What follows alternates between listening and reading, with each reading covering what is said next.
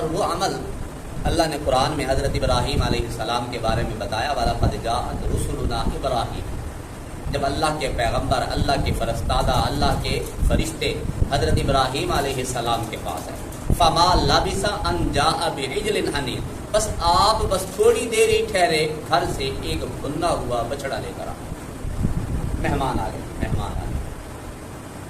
مہمان نوازی، یہ حضرت ابراہیم علیہ السلام کی سنت۔ آج ہم اس سے کتنا دور بھاگتے ہیں۔ عید کا سیزن ہے نا، مہمان آئے، چلو فضائل ہو جائے نا، کہ مہمان کی مہمان نوازی یہ کتنا پیارا عمل ہے۔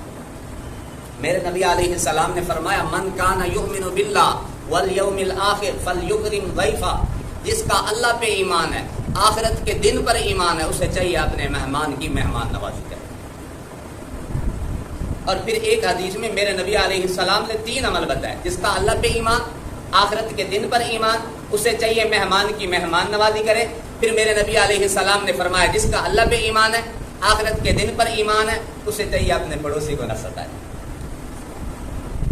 پھر میرے نبی علیہ السلام نے فرمایا، جس کا اللہ پہ ایمان ہے، آخرت کے دن پر ایمان ہے، وہ اسے چاہیے کہے تو اچھی بات کہے، نہیں تو خاموش رہے، کھچا مارن نہ، چپ چاہیے۔ اگر اللہ پہ ایمان ہے اور آخرت کے دن پر ایمان ہے، ساری بات ایمان۔ اب دیکھ کتنا پیارا عمل۔ ایک اور حدیث میں میرے نبی علیہ السلام نے سمجھایا، جس نے اپنے کسی مسلمان بھائی کو جو بھوکا تھا کھانا کھلایا، مہمان نوازی ہوگی نا، بھوکا تھا کھانا کھلایا، قیامت والے دن اللہ اس کھانے کھلانے والے کو جہنم سے 7 خندقیں دور کر دیں گے۔ بھوکا تھا کھانا کھلایا، کھانا کھلانے والے کو اللہ جہنم سے کتنی خندقیں؟ 7 خندقیں۔ میرے نبی علیہ السلام نے فرمایا، زمین سے لے کر آسمان تک سے بھی زیادہ خندق، اتنا دور اللہ اسے جہنم سے کر دیں گے ایک بھوکے کو کھانا کھلانے پر۔ اب حضرت ابراہیم علیہ السلام کیا کر رہے ہیں؟ دیکھا فرشتے حلق کیا ہے، انسانی شکل میں تھے، سوچا یہ مہمان ہیں، گئے اندر سے۔ تھوڑی دیر کے بعد اللہ کے نبی تھے، ان کی اپنی کرامت تھی، بچڑا ذبح بھی کیا، بچڑے کو بھونا بھی، جلدی جلدی بھون کے لے۔ یہ فرشتے آئے کیوں تھے؟ حضرت ابراہیم علیہ السلام کی جو عمر تھی اچھی خاصی ہو گئی، اور حضرت سارہ علیہ السلام کی عمر بھی اچھی خاصی، تمنا تھی کہ حضرت سارہ کے بطن سے کوئی بیٹا پیدا ہو جائے۔ اب یہ فرشتے آئے تھے، حضرت جبرائیل بھی تھے، حضرت میکائیل بھی تھے، حضرت اسرافیل بھی تھے، تینوں آئے۔ یہ آئے تھے آپ کو ایک بیٹے کی بشارت دینے کے لیے، حضرت سارہ کے بطن سے پیدا ہوں گے حضرت اسحاق علیہ السلام۔ یہ آئے تو اس لیے تھے۔ ابھی بات چیت ہوئی، جیسے ہی بیٹھے سلام دعا ہوئی، آپ اندر گئے، فوراً یہ کام کر کے آئے کہ مہمانوں کی مہمان نوازی۔ اور حضرت ابراہیم علیہ السلام کی یہ اتنی پیاری عادت تھی، کبھی بھی اکیلے کھانا نہیں کھاتے، ہمیشہ کوئی نہ کوئی آدمی ڈھونڈتے، اس کو ساتھ ملا کے کھانا کھاتے۔ چنانچہ ایک دفعہ آپ کا کھانا آ گیا، آدمی کوئی نہ ملا، آپ تلاش میں نکلے، ایک صاحب کو ملے، آ جاؤ کھانا کھانا۔ ان کو لے کے آئے، آ کے کھانے پہ بٹھایا اور اسے کہا بسم اللہ پڑھو اور کھانا کھاؤ۔ نے کہا بسم اللہ کیا ہوتا ہے؟ کہا تجھے اللہ کا نہیں پتا؟ چل پا۔ اب حضرت ابراہیم علیہ السلام نے اسے بھگا دیا۔ بعد میں اللہ کی طرف سے پیغام ملا، ابراہیم وہ کتنے سالوں سے میرا نافرمان ہے، کافر ہے، میں تو اسے کھانا کھلا رہا ہوں، آج تجھے ایک وقت کا کھلانا پڑ گیا، تو نے اسے بھگا دیا۔ حضرت ابراہیم علیہ السلام پھر بھاگے، اسے ڈھونڈ کے لائے، منت کی، آ جا۔ اس نے کہا میں اب اس وقت تک کھانا نہیں کھاؤں گا جب تک آپ مجھے بتائیں گے نہیں کہ آپ مجھے دوبارہ کیوں پکڑ کے لائیں جبکہ پہلے بھگایا تھا۔ اس نے کہا ایسے ایسے میرے اللہ کا پیغام ہے۔ اس نے کہا پہلے مجھے کلمہ پڑھا کہ اتنا کریم اللہ ہے میری خاطر، حالانکہ میں کافر، میں اس اللہ کو جانتا پہچانتا نہیں، مانتا نہیں، پہلے مجھے کلمہ پڑھا، پہلے مجھے مسلمان کر، پھر میں کھانا کھاؤں۔ حضرت ابراہیم علیہ السلام نے اسے اللہ ابراہیمی پہلے اس میں شامل کیا، پھر اسے کھانے میں اپنے ساتھ بٹھایا۔ تو یہ حضرت ابراہیم علیہ السلام کی بڑی پیاری عادت ہے۔ اب حضرت ابراہیم علیہ السلام جو کھانا لا رہے ہیں، بچڑا لا رہے ہیں، اس میں علماء نے مہمان نوازی کے آداب بتائے ہیں۔ پہلا ادب یہ بتایا کہ حضرت ابراہیم علیہ السلام جس طرح آپ، اس میں یہ ادب بتایا کہ جو چیز گھر میں میسر ہے پہلے پہل وہی پیش کرو۔ بندہ مہمان کو کہے جی ویٹ کرو، ہم آپ کے لیے کھانا بنائیں گے، شام کو ہم آپ کے لیے عشاء کے بعد کھانا بنائیں گے، مہمان تو مر گیا نا۔ جو چیز گھر میں میسر ہے جتنا جلدی ہو سکتی ہے، ضروری نہیں کہ ہمارے پاس بچڑا ہے، ہم ایسا کر سکتے ہیں جلدی جلدی پیپسی کی بوتل پیش کر دیں، چائے پیش کر دیں، دودھ پیش کر دیں، دودھ کی لسی پیش کر دیں، کھٹی لسی پیش کر دیں، کھجوریں پیش کر دیں، جو کچھ میسر ہے گھر میں دال ساگ جو پڑا ہے وہ پیش کر دیں، تاکہ مہمان جو دور سے آیا بھوکا ہے پیاسا ہے پتہ نہیں اس کی کیا کیفیت ہے، جتنا اس کو طلب ہوگا وہ کھا لے گا۔ تو اس میں پہلا ادب یہ سکھایا گیا جو کچھ گھر میں میسر ہے پہل وہی پیش کرو اور دیر نہ کرو۔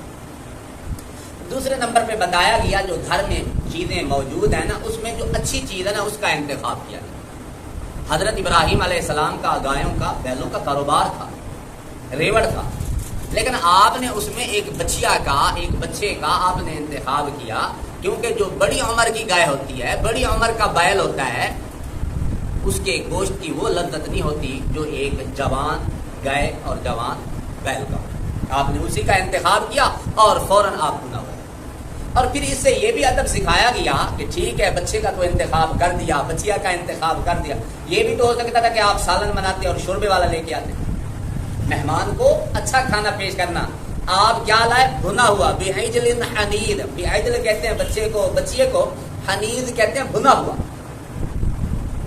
آپ 3-4 قسم کے کھانے بنا لیں، سالن بنا لیں، یہ شوربے والا بھی ہو جائے، دوسرا بھی ہو جائے، قورمہ بھی ہو جائے اور اس کے ساتھ ساتھ بھنا ہوا بھی ہو جائے، دیکھتے ہیں لوگ کس کو پسند کرتے ہیں۔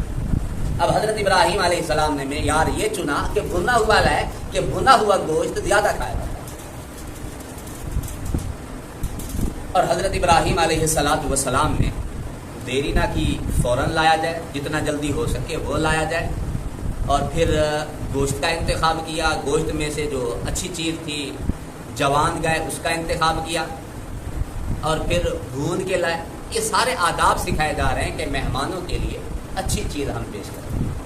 آج ہمارے اندر طلب کی دنیا، جس مہمان سے کوئی کام پڑتا ہے، واسطہ پڑتا ہے، سابقہ پڑتا ہے، دنیا کے کوئی کام نکلوانے ہیں، اس کو تو جی بڑی اچھی اچھی چیزیں پیش کریں، اور جس کے بارے میں دیکھیں گے تو اس کی تو ویلیو نہیں، اس کو جانتے کوئی نہیں، اس سے کب ہمارا کام پڑنا ہے اس کو تو بہت کام ہے۔ کھانا نہیں پوچھیں گے، چائے نہیں پوچھیں گے، پانی نہیں پوچھیں گے، او بھگت نہیں کریں گے، خاطر تواضع نہیں ہوگی، یہ ٹھیک ہے۔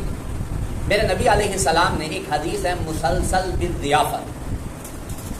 بالضیافت، یعنی میرے نبی علیہ السلام نے اولا حضرت علی کا اکرام کیا، کھجور کھلائی، پانی پیش کیا، پھر میرے نبی نے یہ حدیث سنائی۔ حضرت علی نے آگے حسنین کریمین کو پہلے اکرام کیا، ان کی مہمان نوازی کی، کھجوریں کھلائیں، پانی پلایا، پھر حدیث سنائی۔ آج وہ حدیث سنانے لگا ہوں، محدثین کرام، ہمارے اساتذہ کرام، وہ کچھ نہ کچھ پہلے کھلاتے ہیں پلاتے ہیں پھر حدیثیں سناتے ہیں۔ آپ کو پہلے کچھ کھلایا پلایا جائے یا ایسے سناتے ہیں؟ اب وقت نہیں ہے، ایسے سناتے ہیں۔ میرے نبی علیہ السلام نے فرمایا جس نے کسی ایک مہمان کی مہمان نوازی کی وہ اجر اور ثواب کے اعتبار سے ایسے جیسے اس نے حضرت آدم علیہ السلام کی وہ مہمان ہے اس کی مہمان نوازی۔ ایک مہمان کی مہمان نوازی کتنا ثواب؟ حضرت آدم علیہ السلام کی مہمان نوازی کے برابر ثواب۔ جس نے دو مہمان تھے ان 2 مہمانوں کی مہمان نوازی کی، اجر اور ثواب کے اعتبار سے ایسے جیسے اس نے حضرت آدم علیہ السلام اور حضرت حوا علیہ السلام ان کی مہمان نوازی کی، یہ اجر اور ثواب اتنا ملے گا 2 مہمانوں کی مہمان نوازی۔ اور یہ مہمان نوازی قورمہ کھلانے پر موقوف نہیں ہے، چروا اور یہ قورمہ یہ کچن اس پہ موقوف نہیں۔ آپ دیکھ رہے ہیں کہ میں نے پہلے بتایا، آپ نے حضرت علی رضی اللہ تعالیٰ عنہ کو کھجور کھلائی، زمزم کا پانی پیش کیا، اور یہ حدیث حضرت علی نے بھی آگے کھجور کھلائی اور پانی پیش کیا، یہ حدیث سنیں۔ اس پہ بھی مہمان کو مہمان نوازی کا اجر اور ثواب مل جاتا ہے۔ جس نے 3 مہمانوں کی مہمان نوازی کی، اجر اور ثواب کے اعتبار سے ایسا جیسے حضرت جبرائیل علیہ السلام، حضرت میکائیل علیہ السلام، حضرت اسرافیل علیہ السلام کی مہمان نوازی۔ جس نے 4 مہمانوں کی مہمان نوازی کی، اجر اور ثواب کے اعتبار سے ایسا ہے اس نے قرآن بھی پڑھ لیا، تورات بھی پڑھ لی، زبور بھی پڑھ لی، انجیل بھی پڑھ لی، اللہ کی جس طرح یہ 4 بڑی شاندار کتابیں پڑھنے کا ثواب ہے، 4 مہمانوں کی مہمان نوازی کا اس قدر ثواب۔ جس نے 5 مہمانوں کی مہمان نوازی کی، فرمایا اجر اور ثواب کے اعتبار سے ایسے جب سے کائنات بنی ہے اللہ نے ایک بندہ بھیجا اور اس نے آ کے دنیا میں 5 وقت کی نمازیں پڑھی، اور جماعت کے ساتھ، اہتمام کے ساتھ، وقت پہ قیامت کے دن تک پڑھتا رہے. جس طرح جب سے کائنات بنی ہے قیامت کے دن تک پڑھنے والے بندے کو 5 نمازیں متواتر پڑھنے کا ثواب ملے گا، 5 مہمانوں کی مہمان نوازی کا اس قدر ثواب. جس نے 6 مہمانوں کی مہمان نوازی کی، میرے نبی علیہ السلام نے فرمایا بنی اسماعیل کے 7 غلام، بنی اسماعیل کے 7 غلام آزاد کرنے کا ثواب. جس نے کسی ایک غلام کو بھی آزاد کیا نا، اس کے ہر عضو کے بدلے بندہ جہنم سے آزاد ہو جائے. تو 6 مہمانوں کی مہمان نوازی پہ 7 غلاموں کو آزاد کرنے کا اجر اور ثواب مل رہا ہے، گویا جہنم سے آزادی ملتے. اور جس نے 7 مہمانوں کی مہمان نوازی کی، لہا 7 ابواب، قرآن میں آتا ہے جہنم کے کتنے دروازے؟ 7 دروازے، 7 دروازے اس کے لیے بند ہو جائے. جس نے 8 مہمانوں کی مہمان نوازی کی، میرے نبی علیہ السلام نے فرمایا جنت کے 8 دروازے اس کے لیے کھول دیے جائیں. جس نے 9 مہمانوں کی مہمان نوازی کی، جب سے کائنات بنی ہے ایک بندہ تب سے قیامت تک مسلسل اللہ کی نافرمانی اور گناہ کرے، اس کو اتنا اجر ملے گا اس کی نافرمانیوں اور گناہوں کے بدلے. یہ نافرمانیوں اور گناہوں کا کیوں کہا گیا؟ ہم اپنا حساب لگا لیں کہ ہم نیکیاں کم کرتے ہیں، گناہ زیادہ کرتے ہیں. گناہ ہمارے لامحدود، نیکیاں ہماری محدود. تو اس میں سمجھایا گیا گویا اجر بہت زیادہ ملے گا. اور جس نے 10 مہمانوں کی مہمان نوازی کی، میرے نبی علیہ السلام نے فرمایا جو بندہ متواتر نمازیں پڑھتا رہے، حج کرتا رہے، عمرے کرتا رہے، روزے رکھتا رہے، جس طرح اس بندے کو ثواب ملے گا 10 مہمانوں کی مہمان نوازی پر اس قدر ثواب. تو مہمانوں کی مہمان نوازی کو اپنا شعار بنائیں. ٹائم ہو رہا، ایک چھوٹا سا واقعہ سنا دیتا ہوں. حضرت ابو الربیع ہیں، فضائل صدقات میں ایک واقعہ لکھا ہے. وہ کہتے ہیں میں نے سنا کہ کسی محلے میں ایک گھر میں ایک بکری ہے جس کے ایک تھن سے دودھ آتا ہے، ایک تھن سے شہد آتا ہے. میں ڈھونڈنے کے لیے نکلا. کہتا ہے میں راستے میں ایک پیالہ بھی میں نے لے لیا کہ میں چیک بھی کروں گا کہ واقعتاً ایک تھن سے دودھ اور ایک تھن سے شہد آتا ہے. کہتے پہنچتے میں اس محلے میں اور اس گھر میں دروازہ کھٹکھٹایا. گھر میں مرد نہیں، عورت تھی. عورت کو میں نے پوچھا عورت سے، اس نے کہا ہاں واقعتاً ہمارے پاس بکری ہے جس کے ایک تھن سے دودھ اور ایک تھن سے شہد آتا ہے.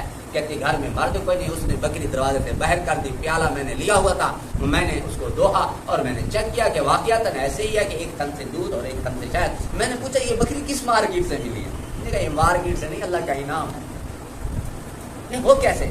کہنے لگے ہمارے پاس ہم لوگ خانہ بدوش ہیں، ایک ہی بکری تھی، قربانی کا سیزن آیا، میرے خاوند نے ارادہ ظاہر کیا کہ ہم لوگ قربانی کر لیتے ہیں. میں نے کہا ایک ہی بکری ہے، بچے یہی دودھ پیتے ہیں اور ہمارے پاس ہے کوئی چیز نہیں، تو لہٰذا ہمارا گزر اوقات اور پھر بچوں کے سامنے ذبح کریں، کیا گزرے گی ان کے دل پر؟